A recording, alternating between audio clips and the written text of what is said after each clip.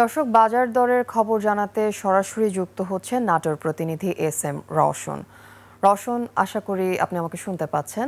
আপনার এলাকা আজকের বাজার দর কেমন দেখছেন এবং ক্রেতা বিক্রেতাদের প্রতিক্রিয়া কি আমাদেরকে জানাবেন? ধন্যবাদ আফিফা। আমি এই মুহূর্তে দাঁড়িয়ে আছি নাটোরের নিচা বাজার, অর্থাৎ নাটোরের এটি বাজার যে বাজারে প্রতিদিন ক্রেতা এবং ভোক্তারা এসে সবজি কেনা বেচা করে।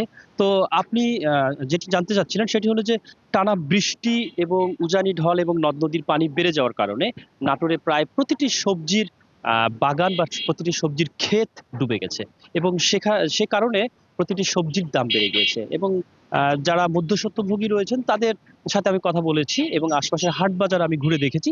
তারা আমাকে যেমনটি জানিয়েছেন সেটি হলো যে সরবরাহ কমে গিয়েছে এবং এই বৃষ্টির কারণে এবং উজানি ঢলের কারণে যে সবজি ক্ষেতের প্রতিটি গোড়ায় পানি আসার কারণে সবজিগুলো নষ্ট হয়ে যাচ্ছে, গাছগুলো নষ্ট হয়ে যাচ্ছে, যার কারণে সবজির সরবরাহ কমে গিয়েছে। আর এই সবজির সরবরাহ কমে যাওয়ার কারণেই প্রতিটি সবজির দাম একদম ঊর্ধ্বমুখী।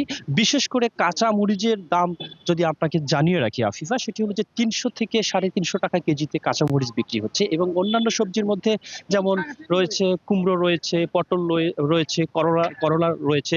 এগুলো প্রতিটি সবজি গত সপ্তাহের চেয়ে ২০ থেকে ৪০ টাকা পর্যন্ত বেড়েছে। বিশেষ করে বেগুনের দাম আমি যদি আপনাকে বলি সেটি হলো যে ১২০ টাকা কেজিতে বেগুন বিক্রি হচ্ছে এবং পেঁয়াজ গত সপ্তাহে যেটি ছিল ৩০ টাকা ৩৫ টাকা সেটি এখন ৫০ টাকা উঠে এসেছে।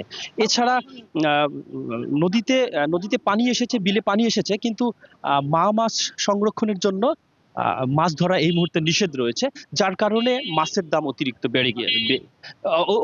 বেড়ে গিয়েছে। আমি ভোক্তাদের সাথে কথা বলেছি, তারাটা বলছে যে বাজারে সবজির দাম বা অন্যান্য পণ্যের দাম বাড়ার জন্য তেমন কোনো কারণ থাকতে হয় না। রোদ বেশি বেশি হলে যেমন সবজির দাম বাড়ে, বৃষ্টি বেশি হলে তেমন সবজির দাম বাড়ে।